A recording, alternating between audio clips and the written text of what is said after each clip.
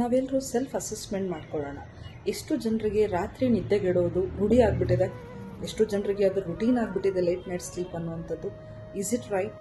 Definitely not. Because ಅಧಾರಣೀಯ ವೇಗಗಳು ಅಂತ ಆಚಾರ್ಯ ವಾಗ್ಭಟರು ಎಕ್ಸ್ಪ್ಲೈನ್ ಮಾಡ್ತಾ, ಅಂದರೆ ಯಾವುದೆಲ್ಲ ಸಂವೇದನೆಗಳನ್ನು ನಾವು ತಡಿಬಾರ್ದು ಅಂತ ಹೇಳ್ತಾ ತಮ್ಮ ಸೂತ್ರಸ್ಥಾನದ 4ನೇ ಅಧ್ಯಾಯದಲ್ಲಿ ಹೇಳ್ತಾರೆ, ನಿದ್ರಾಯ ಮೋಹ ಮೂರ್ಛಾ ಅಕ್ಷಿ ಗೌರವ ಆಲಸ್ಯ ಜೃಂಬಿಕಾಹ.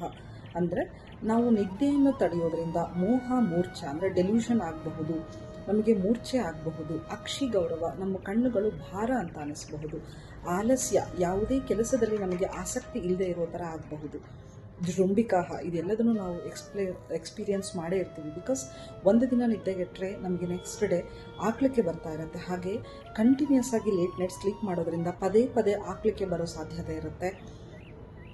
ಇಟ್ಸ್ ಅ ರಿಕ್ವೆಸ್ಟ್, ಯಾರೆಲ್ಲ ಲೇಟ್ ನೈಟ್ ಸ್ಲೀಪ್ ಮಾಡ್ತಾ ಇದ್ದೀರಾ ನಿಮ್ಮ ಸ್ಲೀಪ್ ಸೈಕಲ್ನ ದಯವಿಟ್ಟು ಆದಷ್ಟು ಬೇಗ ಸರಿ ಮಾಡ್ಕೊಳ್ಳಿ. ಯಾಕೆಂದರೆ ಪ್ರತಿನಿತ್ಯ ಲೇಟ್ ನೈಟ್ ಸ್ಲೀಪ್ ಮಾಡೋದ್ರಿಂದ ಅಥವಾ ಬಂದಿರೋ ನಿದ್ದೆಯನ್ನು ತಡೆಯೋದ್ರಿಂದ, ಕಡಿಮೆ ನಿದ್ದೆ ಮಾಡೋದ್ರಿಂದ, ಸ್ಪೆಷಲಿ ರಾತ್ರಿ ನಿದ್ದೆ ಕಡಿಮೆ ಮಾಡೋದ್ರಿಂದ ಮೆಮೊರಿ ಪವರ್ ಕೂಡ ಕಡಿಮೆ ಆಗೋ ಚಾನ್ಸಸ್ ತುಂಬ ಇದೆ.